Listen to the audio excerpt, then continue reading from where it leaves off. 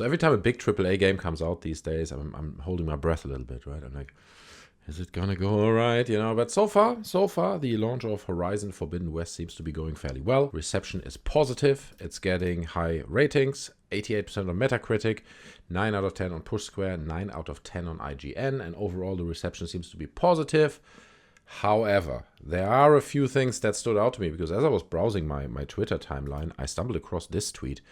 Devastated isn't the word. Was loving Horizon Forbidden West until it bricked my PS5. Tried every option, but nothing worked, so I've had to factory reset. 10 hours of gameplay wasted, not to mention every other game save data I've played since getting the PS5 gone. Heartbroken. So cloud saving is a thing, right? On PlayStation. I think you need PS Plus for that, right? You need to be member of the club, okay? But if you're a member of the club and you want to play online, right? So you need to be a member of the club, basically. Your save games would be in the cloud somewhere. Is that not how that works on PlayStation? So before we get any deeper into this, I think it has to be clarified that what she's talking about is not really bricking the PS5, okay? Nothing gets bricked here. If you can factory reset the console, then you may lose all your data, but the console still works. The hardware is not bricked. Okay, the red ring of death on the Xbox, that was like a brick. However, not to diminish her experience, okay, it sucks, right? You suddenly have to reset your console because of a game, and I was like, okay, you know, that might be just one single case that happens occasionally, if, you know, not often, you might not hear about it or whatever. But then I stumbled across this tweet from Chuck Wendick, and he says, I was literally in the middle of tweeting how much I was enjoying Horizon Forbidden West when my PS5 just shat the bed, and now it beeps and won't turn on.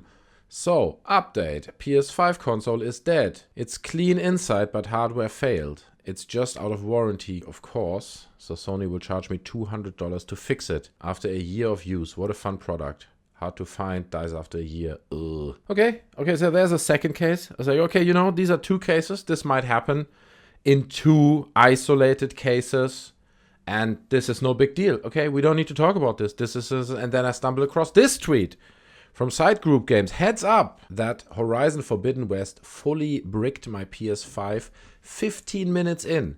Still not sure what I can do about it, so maybe just be aware of that. Okay, so obviously now I can't verify these tweets or verify whether it actually happened to these people, but there are 3 tweets that I stumbled across, okay, that I wanted to share with you guys, and I'm not sure whether we can say that there's kind of like a pattern slowly emerging. I don't know, maybe these are just 3 isolated cases, maybe these consoles were just like particularly dirty. I mean, the guy said as well it's clean on the inside or whatever, but if there's like dust in the fans and it can't cool the units, and I don't know, it's a very demanding game, it's a very pretty game, it pushes the edge of the PS5 hardware quite a bit, so it could be any of those reasons, but it could also be early signs of a pattern emerging where we will see more of this in the weeks to come. On top of that, you know, guides are popping up where people explain how to fix your bricked PS5 if Forbidden West bricked it. So they're giving you full tutorials down here. I'll leave it on screen for a second if you want to pause it or whatever. Obviously, I'm not taking any responsibility for those steps.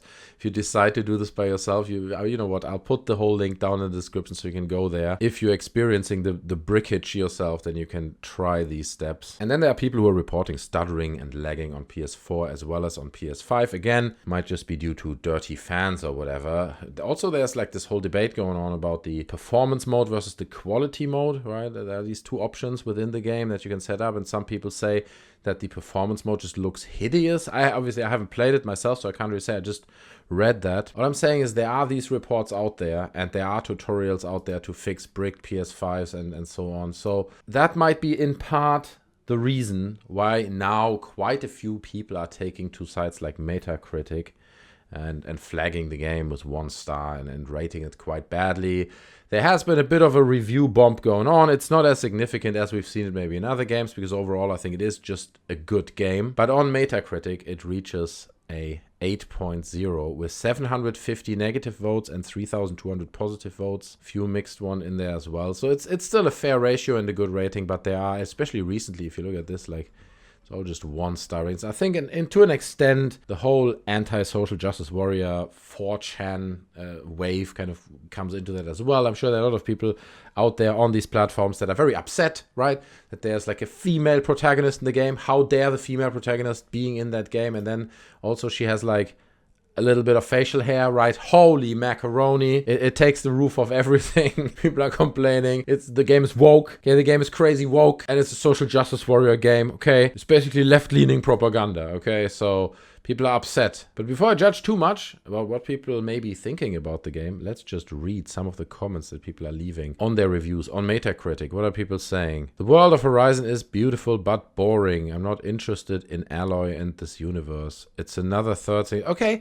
Okay, look, to be honest, with that particular comment, I can kind of identify because I saw the first game a few times on sale, right? And it's a beautiful game. I love the whole idea of those machines running around. I heard it has a fantastic story. Okay, that's really fun to play through. Like, it's a beautiful game and all that. But for some reason, and it's not about the protagonist being like female or whatever, it's just, I don't know, man. I'm just not that interested in this world. And there are so many other games out there that compete for attention that so far I'm not saying that I'm never going to play it, but so far it's kind of hasn't really grabbed my attention, so to say. 1 point, because the game is really pretty, but also absolutely not fun and the story is trash. Really upset I bought a PS5 for this game. It seems to be really hyped to be this next big PlayStation exclusive. But all I was left was disappointed with another bloated open-world Ubisoft-type game. The game is beautiful, but the combat, exploring and story are all very lacking. Wouldn't recommend unless you like grindy open-world games. I haven't played the first game. I've played obviously none of the 2 games, so I can't really say anything about it, but that is another thing that, like, just watching the gameplay, it felt a bit like that, okay? Anyway, I don't know. Extremely bad graphics on performance mode. Flickering and shimmering with too much grain and noise. Just not what I expected. Loved the first game so much and I'm so disappointed with this one. Standing still and not touching any buttons is really beautiful at times, but while playing it is annoying at 30 FPS and at 60 FPS, and I get motion sickness when playing for more than 1 hour. It's the only game where this happens to me, and changing the settings doesn't help. The story gets really boring and people just talk too much. I would have loved to love this game, but it just leaves me disappointed. Aw, poor Geralt Riviera. But I did have a similar experience with Dead Space at some point. Right? Every time I play this game, even I think it has not like a frame limit or something. Every time I play that game, I get motion sick. Okay, I think it also has like this slight input lag of the mouse and stuff, so everything feels really sluggish, and they put that intentionally in the game, so it feels like you're wearing the heavy suit of the main character. But it made me feel sick, and like an hour, you play 45 minutes to an hour, and you feel like, oh man, I don't feel really well. And I'm quite sensitive to this kind of stuff. Like playing a game with 30 frames per second, I don't know if I could do that, honestly, man. It would literally probably make me sick at this point. Imagine being so delusional that you start calling everyone a troll or review bomber who doesn't like the same outdated, boring games that you like. This game's dialogue isn't even 2018 level. This might pass as early 2010 game. Visuals can't save a bad story. So reading through these reviews, and there are many, many more of it, you just need to go to Metacritic and read through them. I don't feel that they are like disingenuous, right? That these people are, like he said, that they're review bombers or something, or people who just go there. No, it sounds like these people had a bad experience, okay? Maybe they're exaggerating it, you know. Maybe the guy who got motion sickness is a bit sensitive or whatever. You can make these points, but there are a lot of reviews here where people have similar problems, and, you know, at some point there are also something like this. So I'm not interested in playing this game because the main character is lame and woke. It's just a woke character, okay? I'm not gonna play it. The whole game must be garbage. All the mechanics, the world building, the narrative, all the monsters, the design, the mechanics. It's all bullshit, bro. It's woke, bro. It's...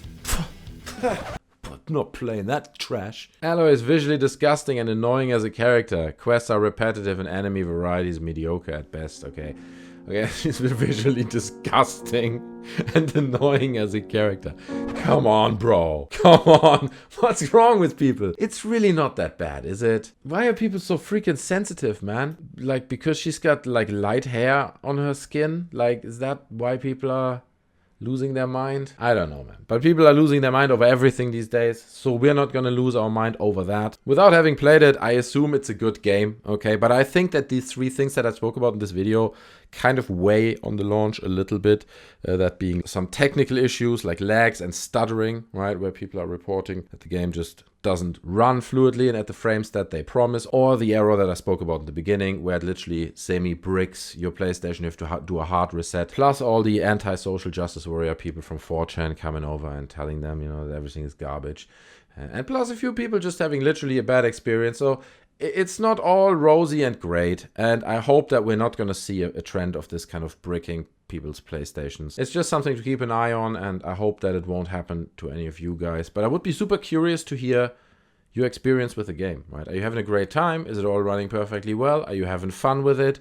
Did you have any issues? Are there bugs, right? A lot of these reviews on Metacritic spoke about bugs and stuttering. Leave any of your experiences with the game, first-hand experiences, down in the comment section. I'm very curious to hear them. While you're down there, you might as well smash that like button, okay? Because if you enjoyed the video, that would be one way of showing me that you did, and I would appreciate that. You can also subscribe. You can hit the bell so you're not missing future uploads. And I hope to see you in another video. Until then, take care of yourselves, and I'm out. Bye.